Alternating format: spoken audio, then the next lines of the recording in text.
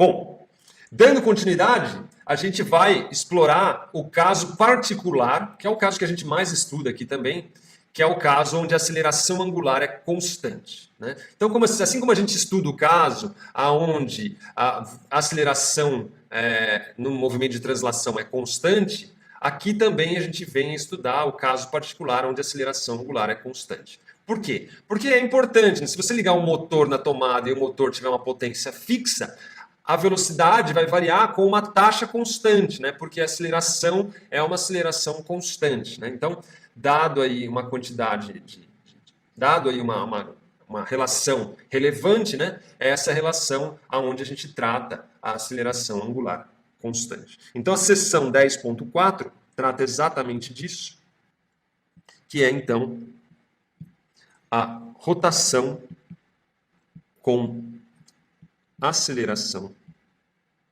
constante. Bom, assim como no caso das translações puras, né, onde você tem um objeto de translação pura, nas rotações puras, o caso da aceleração angular constante também é de suma importância aqui para o movimento. Então, nesse caso, né, o movimento ele pode ser escrito usando um conjunto de equações que são extremamente análogas ao movimento de translação. Então aqui eu não vou demonstrar esses conjuntos de equações, mas você usa a mesma metodologia que você usa para descrever, para deduzir essas relações no movimento de translação. Eu vou me limitar aqui simplesmente a escrever essas equações a partir das equações lineares correspondentes. E isso também é de grande importância, porque você vai perceber que começa a existir uma relação direta entre as grandezas que descrevem o movimento de translação com as grandezas que descrevem os movimentos de rotação. Então, aqui eu vou me limitar a escrevê-las a partir das equações lineares correspondentes. Simplesmente substituindo, então, as grandezas lineares pelas grandezas angulares equivalentes.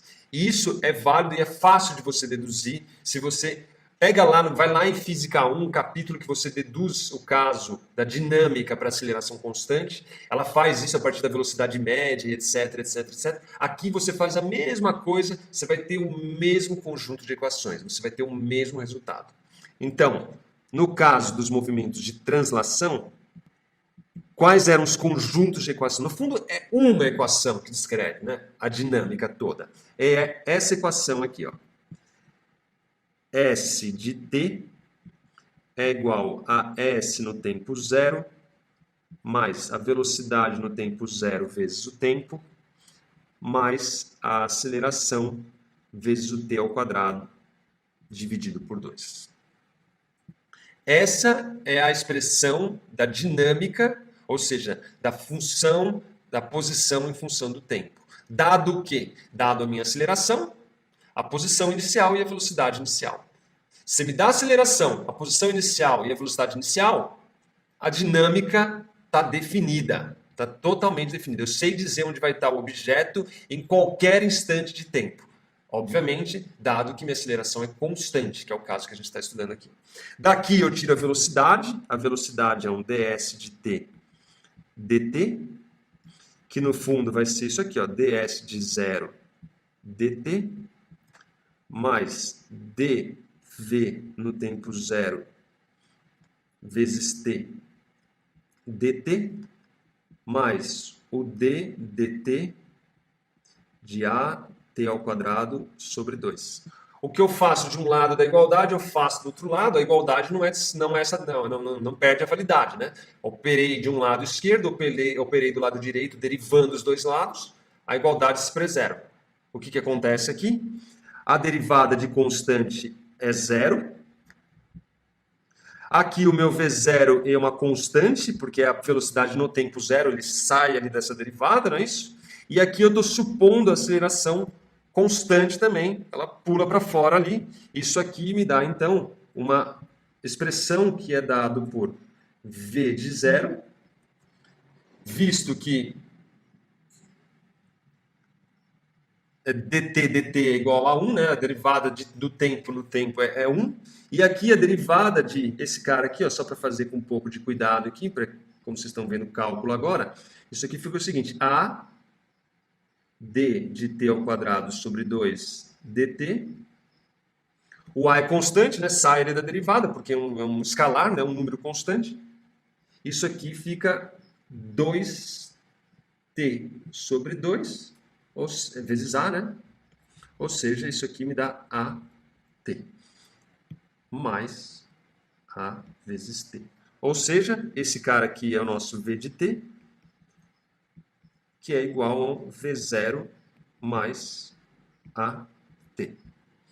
Então, posição em função do tempo, velocidade em função do tempo. Se eu quiser aqui, eu posso isolar o tempo aqui, substituir nessa expressão aqui, substituir nessa expressão aqui, sai também a famosa equação de Torricelli, onde o v ao quadrado de t é igual a v0 ao quadrado mais 2a ΔS, onde o ΔS aqui nada mais é do que S de t menos o S de 0.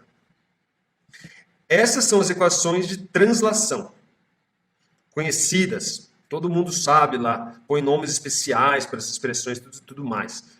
O que precisa ter bem claro aqui para vocês é que tudo isso sai dessa expressão aqui. Não tem outra, é essa expressão da dinâmica para aceleração constante. No caso do movimento de rotação com aceleração constante, as expressões são totalmente análogas. Então, ó, associado a uma posição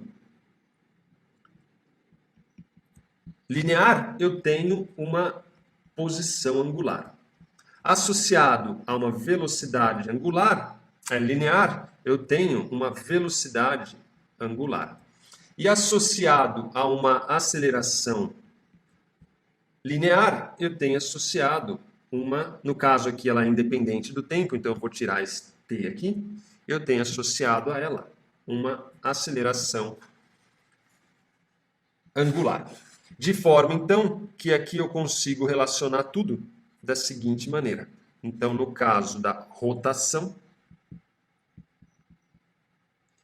como eu disse, é completamente análogo. Ou seja,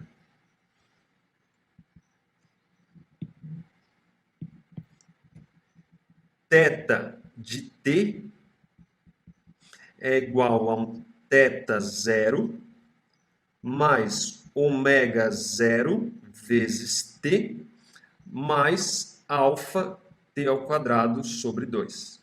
Porque no fundo é a mesma brincadeira, não tem outra brincadeira, é a mesma. Se você fizer o mesmo conjunto, quando você usou as ideias de velocidade média relacionando com a velocidade para calcular essa expressão aqui, no caso de aceleração é constante, você faz de forma análoga as mesmas brincadeiras e você obtém essa expressão aqui. Porque da mesma maneira que V de t é ds dt, ômega de t é dθ dt. Da mesma maneira que ΔS é delta S de t menos S0, delta θ é θ de t menos θ0. Então, é tudo a mesma coisa, não muda nada, só estou trocando o nome da variável. Não muda mais nada, não tem nada diferente. Nada, absolutamente nada. Logo, daqui eu tiro essa expressão aqui. Derivando essa expressão, naturalmente eu caio na expressão de que ômega t é igual a ômega 0 mais alfa t. E, isolando o t aqui e substituindo na minha expressão aqui, eu também tiro a mesma coisa, que ômega ao quadrado de t é igual a ômega 0 ao quadrado mais 2 alfa delta θ. Então, essas expressões aqui são as expressões que descrevem o movimento de rotação para o caso onde você tem a aceleração constante. Completamente análogo ao caso do movimento de translação. Completamente análogo. Naturalmente, né, que isso tudo sai se atentando do fato de que delta θ de t dt é igual a ômega de t, assim como d ômega de t dt é igual ao nosso alfa aqui, no caso, uma grandeza constante. As equações de movimento são completamente análogas. Nada de especial nesses casos. Beleza?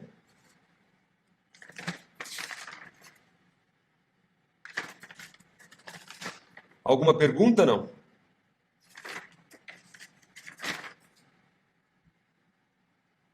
Fácil, fácil? O capítulo 10.5 é mais longo, eu não vou começar agora, mas a gente pode dar uma olhada no livro e ver os testes que ele tem ali para a gente poder concluir essa aula. Então a gente fica na sessão 10.4, semana que vem a gente avança na sessão 10.5. Vamos dar uma olhada nos testes do livro, só para a gente avançar um pouquinho aqui para concluir a aula. Então, vou puxar o livro aqui. Está aqui.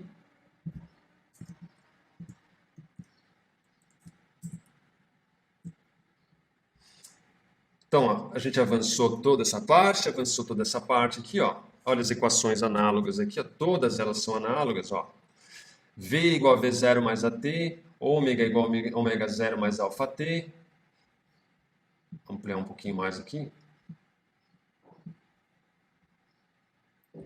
X igual a x menos x0 é V0t mais 1 meio de AT ao quadrado. Está aqui, ó, x menos x0 igual a V0t mais 1 meio de A ao quadrado. Θ menos θ0, ômega 0 mais 1 meio de alfa t ao quadrado. Torricelli, né, V ao quadrado igual a V0 ao quadrado mais 2A delta x. Ômega quadrado igual a ômega 0 quadrado mais 2 alfa θ menos θ0. Veja que aqui eu isolei o t, né? Eu posso também isolar o alfa. Então agora eu tenho uma expressão que só depende da posição, da velocidade e do tempo. Então tá aqui, elas são todas análogas, né? Aqui eu isolei a velocidade inicial, então troquei, aqui fica tudo em termos das outras variáveis, a menos de ômega 0.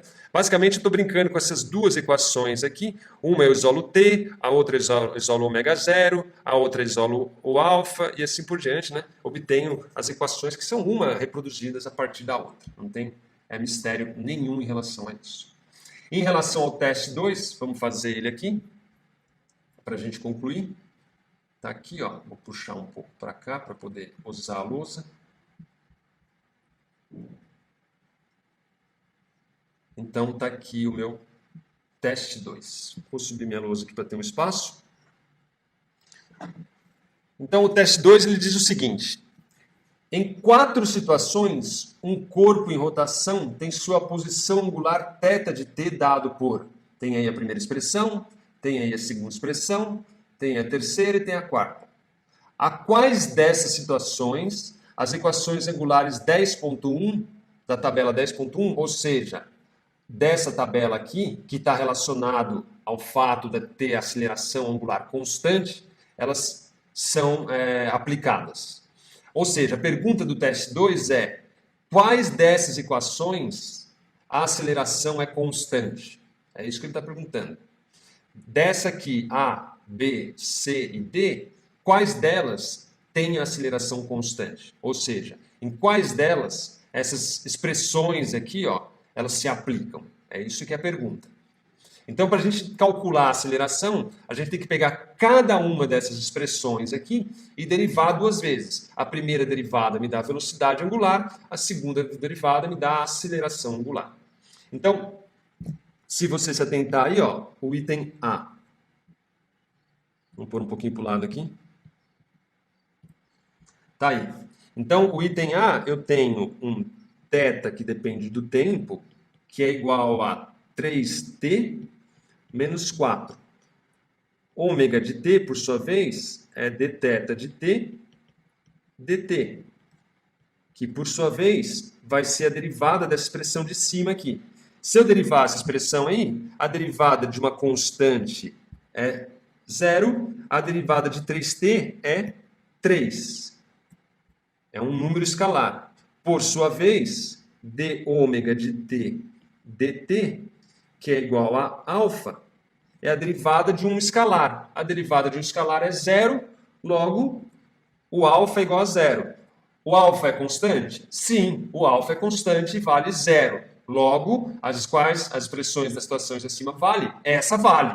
Com certeza vale, porque a aceleração é constante igual a zero. Então, a primeira, ok. Aceleração constante. A segunda, o θ de t é igual a menos 5t ao cubo, mais 4t ao quadrado, mais 6. dθ de t dt me dá ômega de t, que por sua vez tem que derivar. A derivada vai dar aqui, menos 15t ao quadrado, mais 8t. Faz com calma aí que você vai ver que dá isso aí. Agora, d ômega de t dt, por sua vez, vai dar menos 30t mais 8. E isso aqui é igual a alfa, que não é constante, depende do tempo, depende de t, não é constante. Então, o item B, negativo, não é constante. O C de t, você tem um θ de t, que é igual a 2 dividido por t ao quadrado. 2 dividido por t ao quadrado nada mais é do que t elevado a menos 2, tá certo? Menos 4 vezes t elevado a menos 1. Muito bem. dθ de t dt, por sua vez, vai dar, se você derivar isso aí com cuidado, vai dar menos 4t elevado a menos 3, mais 4t elevado a menos 2. Isso aqui me dá a velocidade. Por sua vez, se eu derivar a minha velocidade agora, d ômega de t dt, isso aqui cai do menos 3 de novo, vai ficar 12t elevado a menos 4, menos 8t elevado a menos 3, que certamente não é independente do tempo, né? Então, não funciona as equações acima, porque o alfa depende do tempo, né? O alfa é uma grandeza que depende, ó, tem explícito aqui ó, o tempo, aqui, ó, tá explícito aqui o tempo. Não funciona. Finalmente, o d, eu tenho a expressão θ de t, que é igual a 5t ao quadrado menos 3. A derivada, por sua vez, é um d ômega de t dt, que é igual, então, a 10t. Desculpa, dθ dt, não d ômega dt, dθ de t, que, por sua vez, é igual a ômega de t. E, finalmente, d ômega de t dt é igual a 10, que é igual a alfa, e logo é uma constante. Né? Tá aí. Então, o item D e o item A, eles são expressões onde a aceleração é constante. Com a prática, você vai se atentar que isso não é difícil de você detectar. O que você precisa, no fundo, como uma derivada segunda, isso no máximo, o θ de t, ele tem que ser um polinômio de no máximo ordem 2. Tá vendo aqui, ó? Ordem 2, a aceleração é constante, porque na primeira derivada fica um polinômio de ordem 1, na segunda derivada fica um polinômio de ordem 0, que é uma constante. Então, a aceleração é constante. Aqui também, ó, como é um polinômio de ordem 1, quer dizer, no máximo, né, vai dar uma constante igual a 0. Mesmo se o θ fosse igual a 5, θ igual a 5. Ok, θ igual a 5, a velocidade angular é 0, a aceleração angular é 0, a aceleração é constante. Válido também. Agora, nesse caso aqui, onde você tem um polinômio de ordem 3, ou aqui de ordem menos 2, né, nem polinômio aqui, um menos 2, t elevado a menos 2, t elevado a menos 1, né? Aí, então, no caso, esse cara aqui não me dá uma função alfa, né, a derivada segunda, ela não fica independente do tempo. Tá certo? Então, o item A e o item D se aplicam, mas o item B e o item C não se aplica, visto que a aceleração não é constante. Para concluir ainda, a gente pode fazer o teste 1 também. Vamos procurar ele lá para cima. Teste 1, ó. Um disco pode girar em torno de um eixo central como se fosse um carrossel. Quais dos seguintes pares de valores para a posição inicial e final, respectivamente, corresponde a um deslocamento angular negativo? Então, também não traz muita dificuldade, ó. Lembre-se que o Δθ é sempre um θ final menos o θ inicial. Então, basta o θ final ser maior que o θ inicial, que o ΔT é positivo. Então, no item A, o que eu tenho? O meu Δθ é igual, ó, o final é menos 3 radianos. Ah, desculpa, esse é o inicial. O final é 5 radianos. O inicial é menos 3 radianos, então fica menos 3 radianos. Isso aqui dá um deslocamento de 8 radianos, né? Ou seja, ele estava aqui e se deslocou para cá. Estava aqui no menos 3 e veio parar no 5, né? O deslocamento positivo. No B, o Δθ é igual ao inicial menos 3 e o final menos 7, então é menos 7 radianos, que é o final, menos 3 radianos. Isso aqui me dá um deslocamento que é menos 4 radianos. Nesse caso, esse cara estava aqui no menos 3 e ele veio parar aqui no menos 7, ou seja, um deslocamento no sentido horário, né? Logo, Δθ negativo. E, finalmente, no item C, o meu Δθ é igual a um deslocamento final igual a menos 3 radianos, inicial nos 7 radianos, menos 7 rádio, e isso aqui dá um deslocamento de menos 10 radianos, né? Ou seja, eu estava aqui na posição 7 e vim parar aqui na posição menos 3. Um deslocamento no sentido horário, logo um deslocamento negativo. Maravilha? Fechou? Então, essa mata a sessão 10.4. Semana que vem a gente continua aí avançando na sessão 10.5.